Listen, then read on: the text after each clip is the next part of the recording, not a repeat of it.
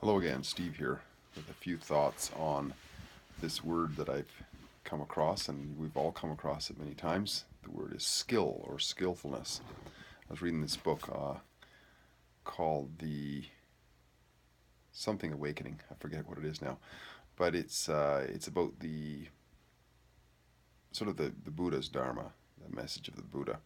And one of the things the Buddha talked a lot about was skillful and unskillful.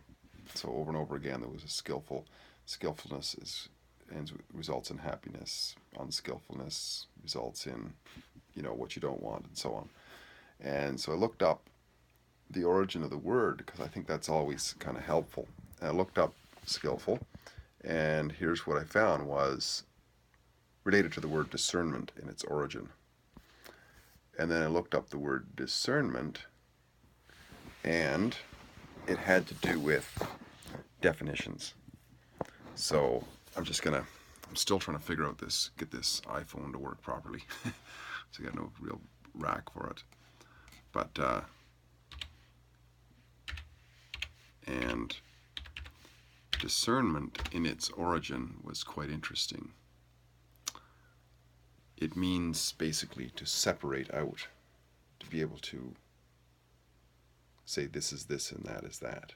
Sort of like the other word that skill was related to was knowledge, because knowledge is, of course, being able to say this belongs with this, that belongs with that. Being able to say, I know what that is, and I know what that is, right?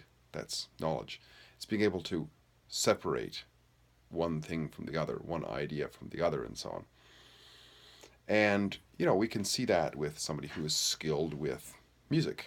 They know how to recognize this note from that note, and the fluidity of it all together, they make music. Same with somebody who is skilled at a language. They know when to say exactly. It's like an innate knowledge they eventually build out. So the words just come out naturally for this, to say this and to say that. Be it any kind of a talent built into a skill, right?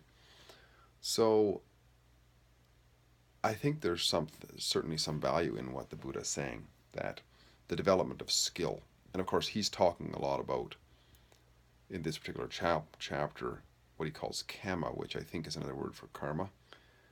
But it's a way of sort of reconciling within ourselves that the situations we're in are the result of all the things that we've gone through. Not only gone through, but what we're presently doing. And I think that's really, really a great epiphany for many of us to get, because when we understand that we are the biggest component in our own lives, then if we're going to complain about anybody else, we better complain about our own activities even more so. So I think that, and of course, developing skill sets in our lives for whatever it is we're doing. If people don't understand us very well, and we're getting into confusions and misunderstandings and so on, then probably we have to develop our skill of communication. If we're not understanding what people are saying, then probably we have to develop our skill of listening. If we're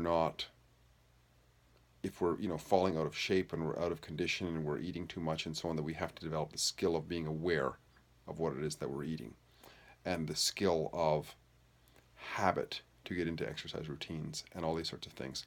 But he even, of course, the Buddha, I think he's even talking about something simpler, which is the skill of examining, self-awareness and such like this, so that we get to the point of self-mastery, if you will. So all of this, surely we all can see, is related to our quality of life. Steve here again, great chatting, and we'll talk again soon. And hopefully I'll have this iPhone thing here better stabilized in the next few days when I finally find a stand that'll fit on it. The one I had isn't quite, one of those grabbers isn't quite wide enough, because I got the iPhone 6S Plus, which is kind of wide, and I won't grab it, so I'm just using my hands.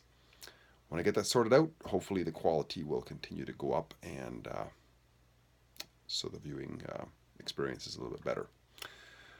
Talk to you again soon. Goodbye for now.